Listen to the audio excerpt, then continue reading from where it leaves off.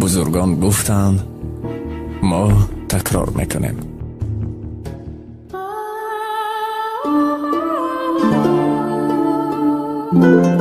به نام خداوند بخشاینده و بی نهایت مهربان. مردم تاجیک ما پیش از همه گویند سلام، ما نیز با احترام اول بگویم السلام.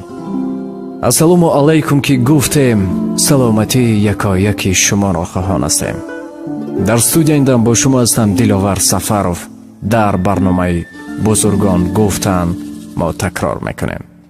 یادآوری است که تشکر خود را به شرکت افسر میخوانیم که برای دستگیری چنین برنامه‌های تربیوی و اخلاقی. پس به همه شما تبع بولیده رو تمنا داریم.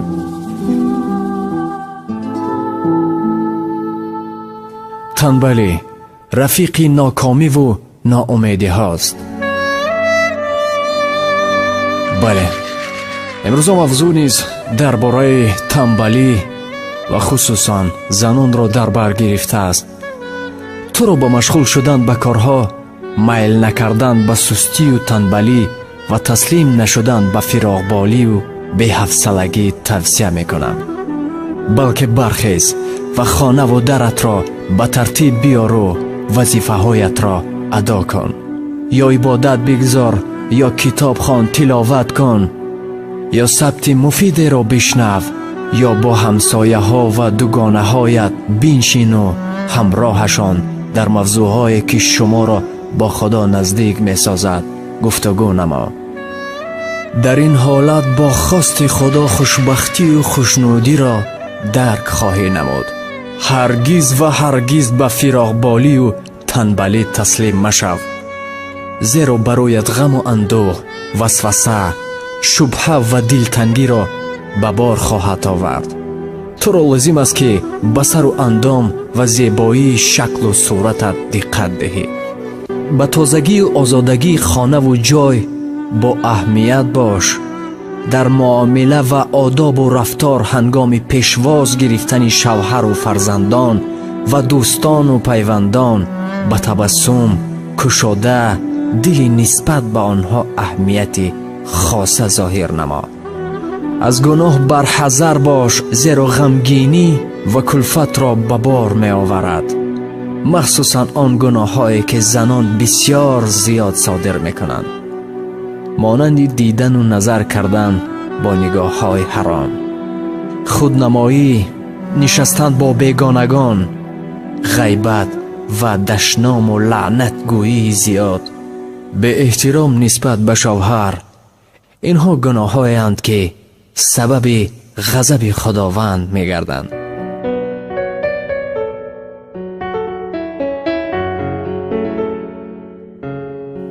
خواهرم، از غضب خداوند بپرهیز و از او بترس، زیرا ترسیدن کفالت خوشبختی توست. فرموده است نگهبان گنج تو از دشمنان و دانش نگهبان تو جاودان. به دانش شود مرد پرهیزگار، چنین گفت آن بخرتی خوشیار، که دانش ز تنگی پنها آورد، چو به راه گردی به راه آورد. بعداً نمیدانیم وقت خود را چگونه گذرانیم. بسیاری با آن همان پارچه های سریال. تماما زندگی ما با آنها داده شده است و وقتهای آخر اگر مشاهده کنیم، حتی فرزندانمان را با نام همان اکتیار و اکتریسه ها میگذاریم. طرز زیستی ما دیگرگون شده ایستاده است. این سریال ها آنگونه ما را به خود جلب کرده است که به یگان سریش را ندیده ما خواب کرده نمیتوانیم. چندین عائله ها را دیدم که جنگ و جنجال بود و حتی جدایی هم بود، از پس بی اهمیتی بود که مرد از کار می آید، کارها ناکرده یا خوراک بیگاه ناپخته، زن در نزد تلویزر به سریال آواره است. پرسان می شود، می گوید که جای خوبش هست، ایست مردک کمه.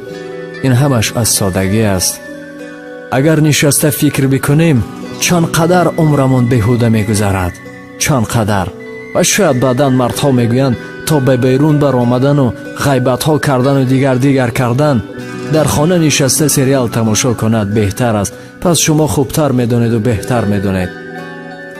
پارچه های سریال رو تماشا میکند آن دوستداری افسانوی، چون همه آنها افسانه هستند اکثر. بعداً مشاهده میکند خود را با شوهرش. چرا شوهرم معامل نسبت من این گونه معامله نمیکند؟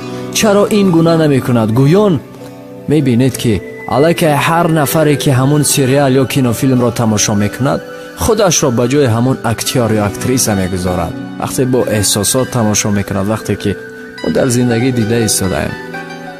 از دوستداری محبت است این که نامهای فرزندان خود را از همون نامهای اکتور و اکتریسه ها میگذارند. بسیاری جنجال خانواده از پس همین میشد که ما شاهد بودیم. از ما گفتن است و از شما شنیدن و اجرا کردن.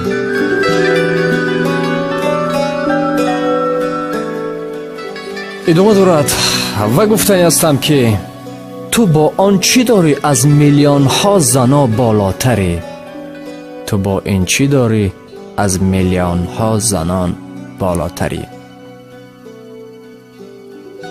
خواهرم، ای زن، آیا بار در مورد حال اسیران و زندانیان عالم فکر کرده ای؟ آیا هزاران هزار آدمان را که بر اثر بیماری های گوناگون سالیان دراز در شفاخانه خوابند مشاهده کرده ای؟ آیا حیات چندین هزار آدمان را که در محبس ها پس پنجره های آهنینند روزگارشان تیره گشته و لذت حیات برایشان از بین رفته است بار پیش نظر آورده ای؟ آیا آدمان را که در پرستارخانه ها و بیمارخانه ها عمر به سر میبرند و از عقل محرومند و قوت و ناتوانیشان از دست دادند دیوانه گشتند نمیبینی؟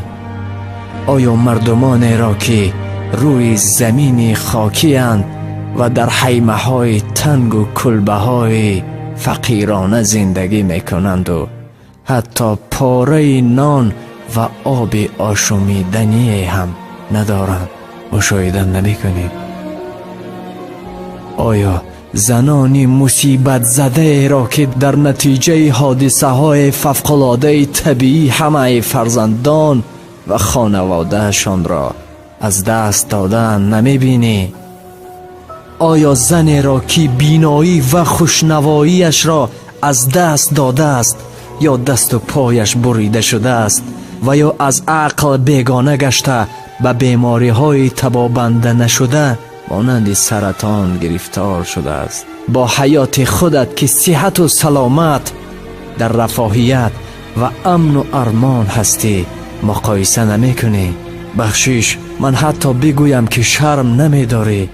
پس باید شکرانه نعمتهای بی بهای را که خداوند برایت عطا نموده است توسط عملهای نیک و پسندیده که رضای پروردگارت در آنهاست بجا بیاری و وقت خود را به کارهایی که بی منفعت هستند و ناراضگی خداوند را در پی دارند صرف نکنی.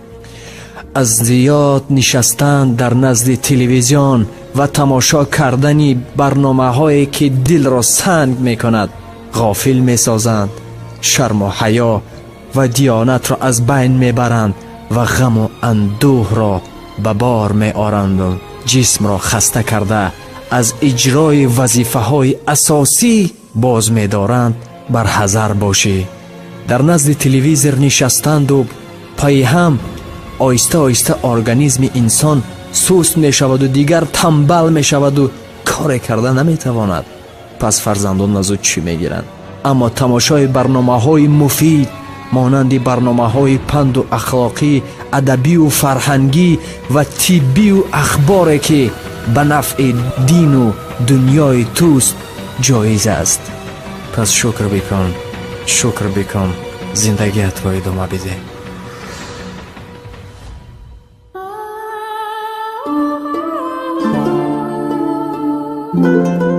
در همینجا برنامه بزرگان گفتم ما تکرار میکنیم به انجام میرسد. تولیندم در خدمت شما بودم دلاور سفر. ташаккур мехонам ба ширкати афсар барои чунин дастгирии барномаҳо. чун ҳар вақта ба шумо 4 ҳарф мегӯям, ин ҳам бошад хайр аст. хонободу сарбаланд бошед. то пагоҳ. бузургон гуфтанд, мо такрор мекунем.